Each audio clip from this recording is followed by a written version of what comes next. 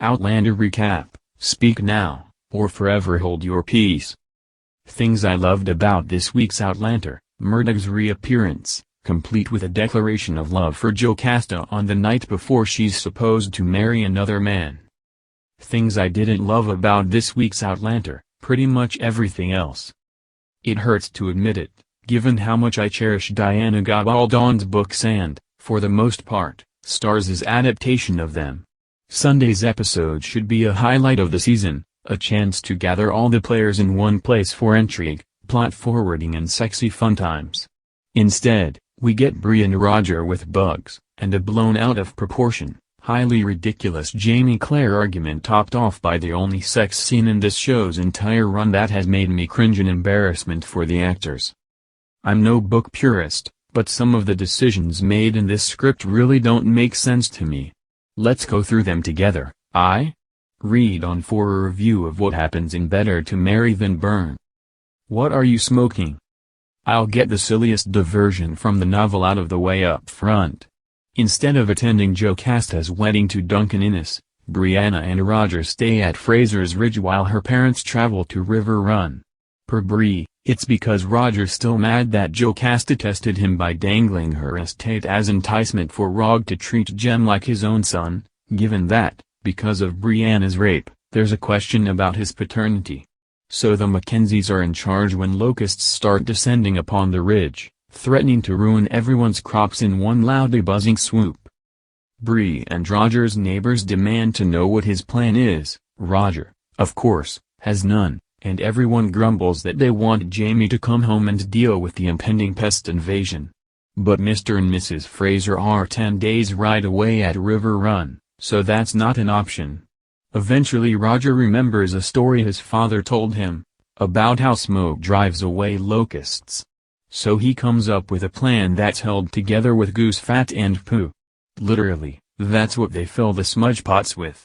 And, along with some small fires set along the crop's perimeters and some fervent flapping of sheets by the ridge folk, Roger, Bree and the rest create a blanket of smoke that staves off the worst CGI'd swarm North Carolina has ever seen. Wedding woes. Let's head to River Run, where Jocasta is one day away from marrying Duncan, but she's not very excited about it. Side note, question for you Outlanders out there, but I'll spoiler tag it so no one gets mad. Do we think Jocasta and, spoiler, are stealthily knocking boots in this version of the story like they do in the books? We've got no indication of it, but I wonder. Jamie and Gerald Forbes witness her signing over the estate to Jeremiah, though she'll serve as its guardian until the boy is of age. Outside, Jamie grouses to Claire that Murdoch should be the one getting ready to wed Jocasta. Claire points out that it's Murdoch's choice not to be there. Then they make their way over to the dance floor set up in the middle of the lawn. Lord John Grey is there, as is Governor Tryon and his wife. The Tryons are relocating to New York soon. This is news to the Frasers, as is the fact that the newly issued Riot Act allows for the arrest of any man who was at the Hillsborough riots or who was rumored to be there. While Jamie is talking with Tryon, Claire attracts the attention of Philip Wiley, the dandy we met at dinner in the season 4 premiere.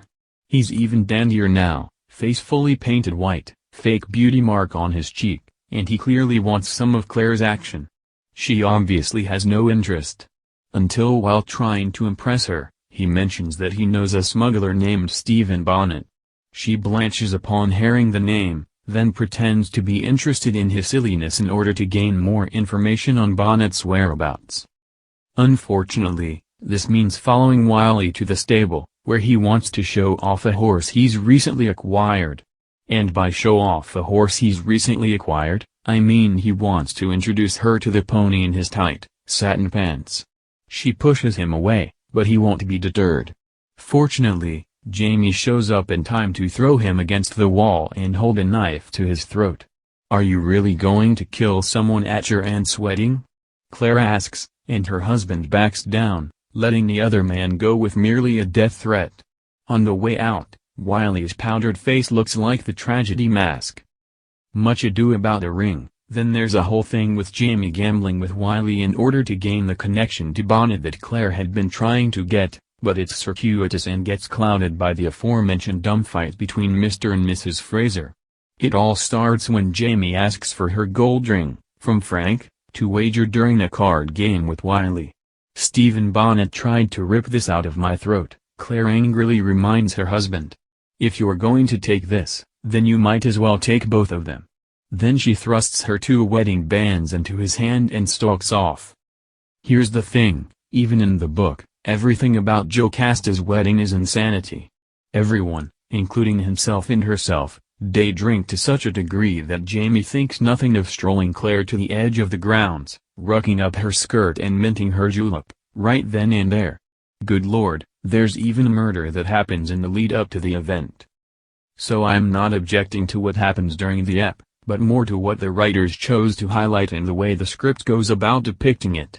In the book, Claire and Jamie buzz about the festivities, continually thinking about how much they want to plow each other's field at the end of the evening. Yes, they argue and it's as out nowhere as it is in the episode, but they get past it more quickly.